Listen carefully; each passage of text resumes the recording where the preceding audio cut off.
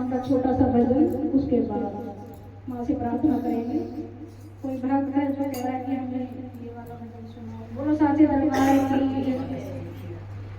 जरा इतना बता दो मैया कि तेरा रंग काला क्यों। जरा इतना बता दो मैया तेरा रंग काला क्यों। काली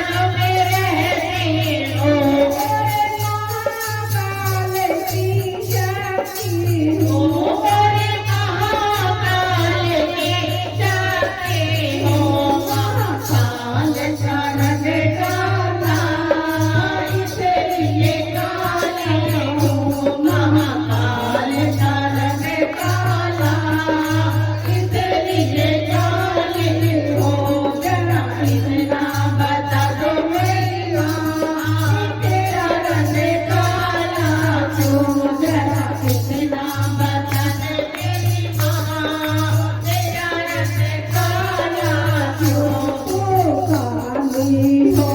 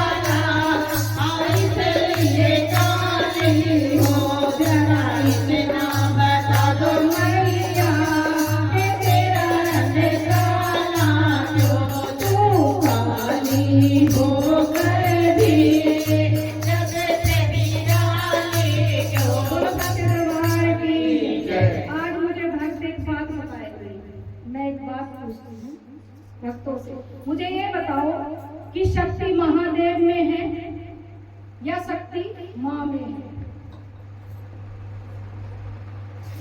कोई भी चुप ना बैठ मेरी बात का जवाब दे। बोलो बोलो। महादेव शिव शंकर शंभु उनमें शक्ति है या फिर माँ में शक्ति है? कोई बताएगा? अगर कोई बताएगा तो हाथ ऊपर करें।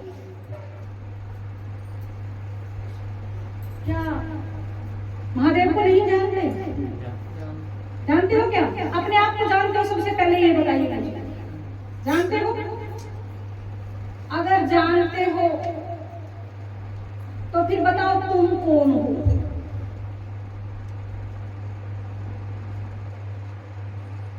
जो ये बड़ी बड़ी गद्दी लगाए बैठे हैं ना, बहुत ऊंचे सियासन पे बैठते हैं, वहां जाकर तो बहुत ऊंचा हाथ उठाएंगे, वो जोर जोर से जयकारे लगाएंगे। क्या महादेव ने किसी को जन्म दिया था?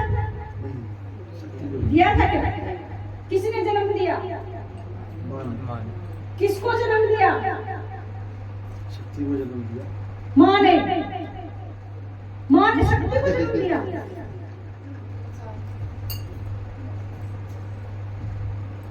महादेव ने अपनी पूरी शक्ति किसको सौंपी?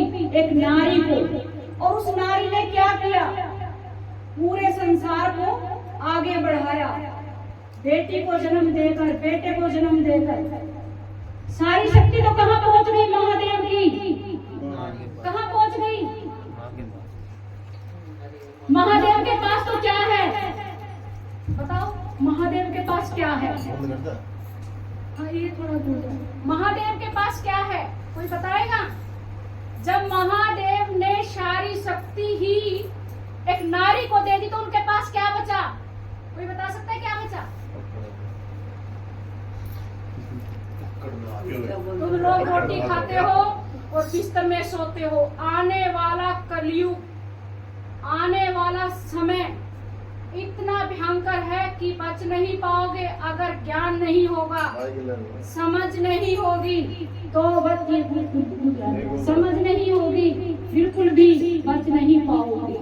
मैंने पूछा है कि महादेव के पास क्या है? उसने तो अपने लिंग को भी फाड़ दिया। उसने अपने शरीर के अपने वस्त्र वो भी त्याग दिए। उनके पास बचा तो बचा, क्या बचा बताओ? इस बात का जवाब अगर किसी भक्त के पास है तो मुझे बताइए कि महादेव के पास क्या बचा है? जब भक्ति करते हो, जब वैराग्य होता है तो फिर वैराग्य होने के बाद ज्ञान पैदा हो जाता है। क्या होता है? जब भक्ति करते हैं तो वैराग्य हो जाता है, जब वैराग्य हो जाता है तो ज्ञान पैदा हो जाता है।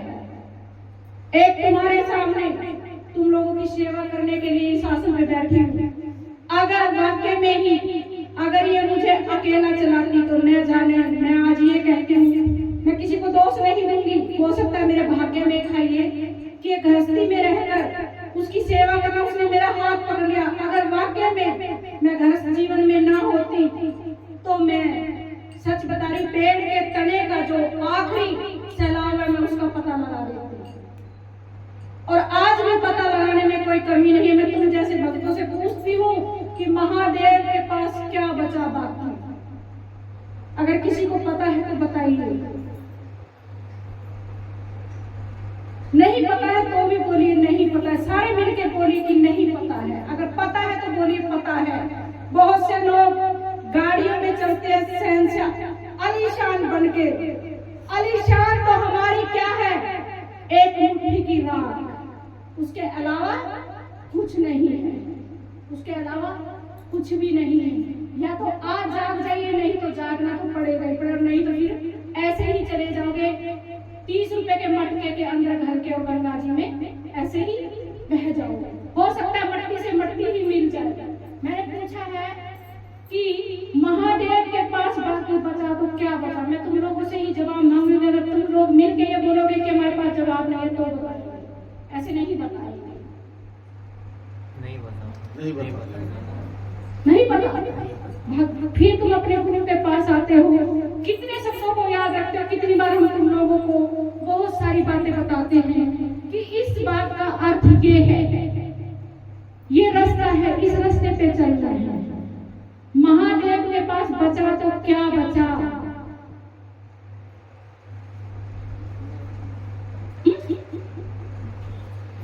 झूठा सच्चा कुछ तो बोला।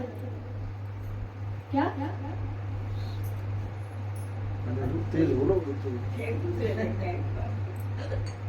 जब महादेव ने अपनी सारी शक्ति एक नारी को सौंप दी और उस नारी ने भी क्या किया?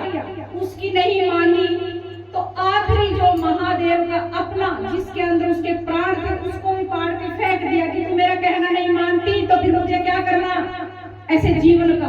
तो महादेव क्या बन गए? क्या बन गए? वैरागी। उनके पास क्या रह गया? वैराग। वैराग के अलावा उनके पास कुछ नहीं रहा। जब उन्हें वैराग लग गया तो फिर उन्होंने क्या किया? इंसानों को भगवान के दर्शन पाने के लिए वो मार्ग बतलाए कि